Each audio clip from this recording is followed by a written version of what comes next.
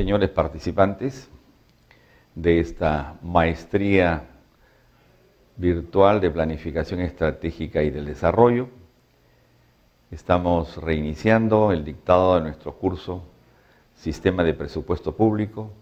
Soy Humberto Falla Lamadrid. Efectivamente, el día de ayer estuvimos viendo los conceptos doctrinales del presupuesto como instrumento de gestión. También vimos la ubicación que tiene el presupuesto en la Carta Política del Estado y cómo era que los poderes del Estado, tanto el Ejecutivo como el Legislativo, tenían que conversar desde el mes de agosto hasta el mes de noviembre en lo que es el anteproyecto, el proyecto y la ley de presupuesto, que debe regir a partir del 1 de enero del año siguiente. El día de hoy vamos a ver cómo es que el presupuesto se elabora y se ejecuta. Evidentemente tenemos antes que hablar del presupuesto participativo, porque es el recojo de la información, es la captación del inventario de necesidades que tienen las poblaciones, la nación en general, la población objetivo, para utilizar un término del léxico presupuestal. Entonces, el presupuesto participativo es un mecanismo de asignación equitativa, racional, eficiente y transparente de los recursos públicos, que fortalece las relaciones entre el Estado y la sociedad civil. En nuestro país, este proceso de mecanismo, que es un vaso comunicante entre el Estado y el pueblo, está regulado por una ley, la Ley 28.056, del 7 de agosto del año 2003. Antes, estas normas de recojo de la información en el denominado presupuesto participativo eran directivas metodológicas del Ministerio de Economía muy sueltas y dispersas. Ahora está sistémicamente contenido el presupuesto participativo en esta Ley 28.056 y su reglamento, el Decreto Supremo 171. En ese sentido, vemos entonces que estamos ante una situación inescapable del poder central, cuál es esa obligación de tomarle el pulso a la nación, qué es lo que quiere el país, hacia dónde va a orientarse el presupuesto. Vamos a priorizar la seguridad interna, vamos a priorizar la defensa y la seguridad exterior del país, vamos a priorizar la inclusión social para vencer a la pobreza, vamos a priorizar la infraestructura de carreteras. He ahí esta toma del pulso que le hace el Estado a través de los diferentes ministerios a la nación misma, a la sociedad civil, para saber cómo canalizar los recursos del presupuesto. Para el próximo año se ha planteado un presupuesto de 108.000 millones de nuevos soles. En este sentido, ¿cuáles son los principios rectores del presupuesto participativo? Porque si decimos que está sistémicamente contenido en una ley, esta contempla cuáles son esos principios, que comprende al nivel del gobierno nacional y a los niveles subnacionales. Todos están obligados a promover el desarrollo de mecanismos y estrategias de participación del pueblo en la programación del presupuesto. Y el pueblo también participa en la vigilancia. Para eso es una ley de acceso a la información pública. Y para eso están los fiscales de prevención, para eso están los procuradores anticorrupción, para eso está el defensor del pueblo, de modo que el pueblo sí participe en la vigilancia y fiscalización de la gestión. Miren lo que pasó con el exalcalde de Lima, el señor Luis Castañeda. Tuvo que afrontar un proceso por un caso denominado Comunicore, que fue una prestación de servicios en lo que eran las revisiones técnicas.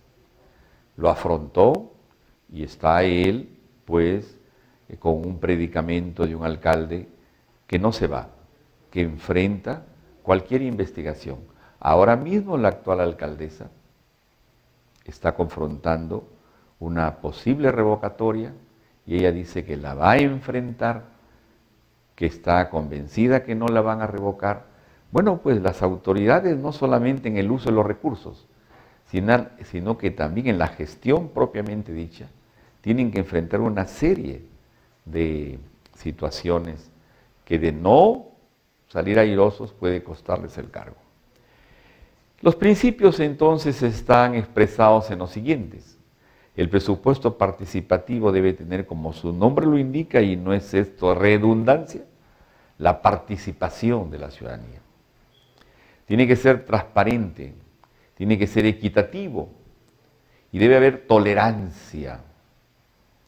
En muchas circunstancias vemos que una obra se posterga tantas veces y finalmente el presupuesto participativo, si no lo contempló en sus recursos para financiar esa obra en el ejercicio anterior, lo puede hacer en el siguiente.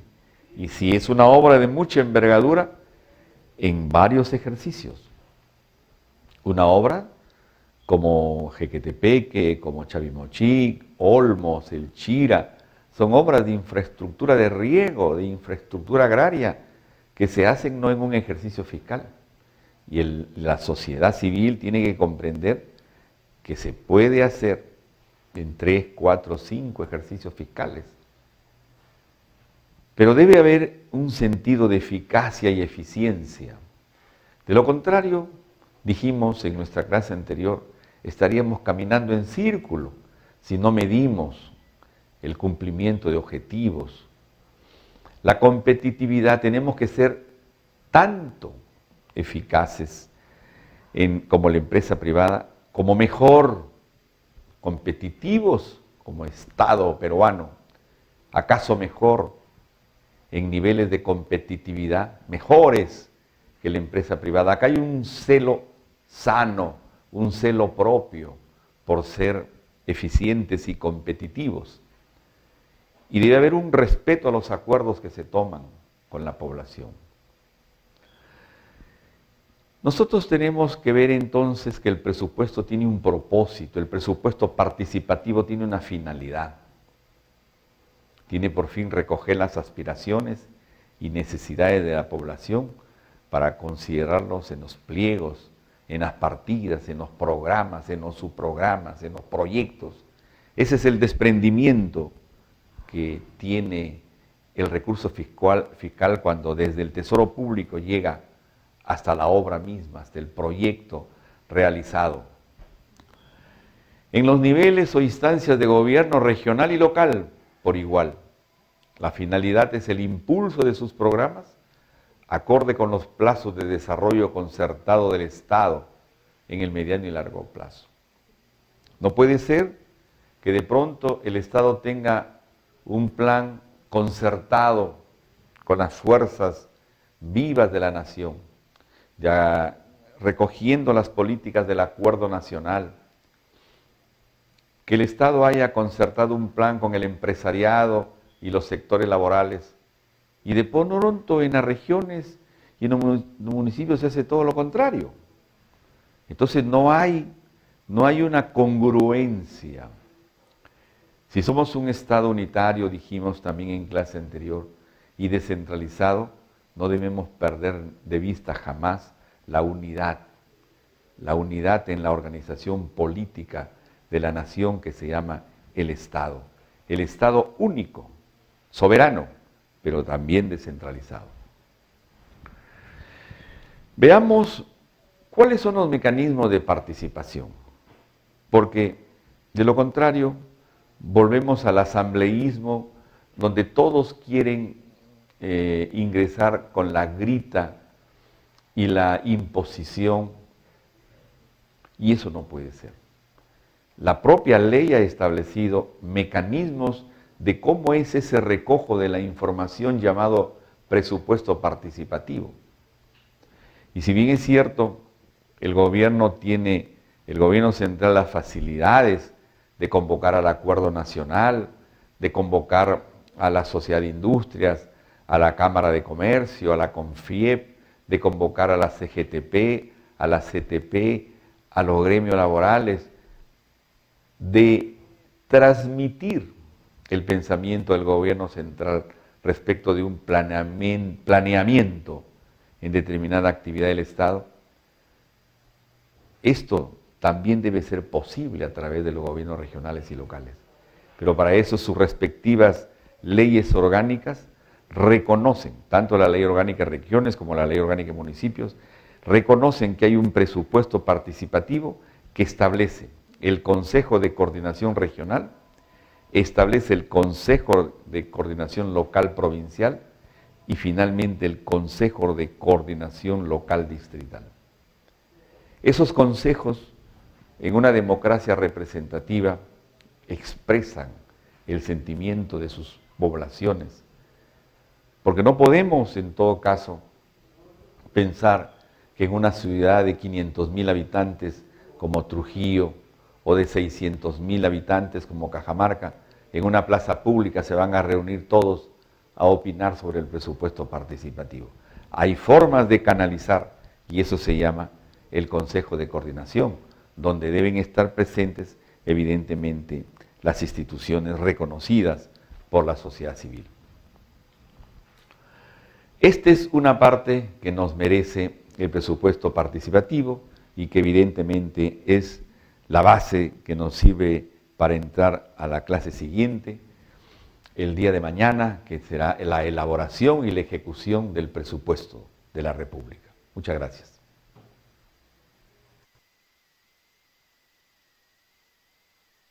Esto se elabora y se ejecuta.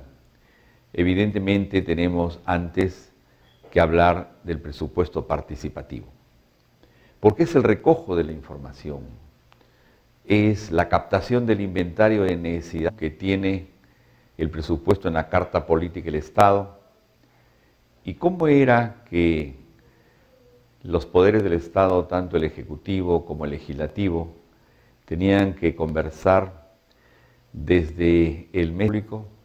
Soy Humberto Falla Lamadrid. Efectivamente, el día de ayer estuvimos viendo los conceptos doctrinales del presupuesto como instrumento de gestión. También vimos la ubicación, señores participantes, de esta maestría virtual de planificación estratégica y del desarrollo. Estamos reiniciando el dictado de nuestro curso Sistema de Presupuesto Público de agosto hasta el mes de noviembre, en lo que es el anteproyecto, el proyecto y la ley de presupuesto, que debe regir a partir del 1 de enero del año siguiente. El día de hoy vamos a ver cómo es que el presupuesto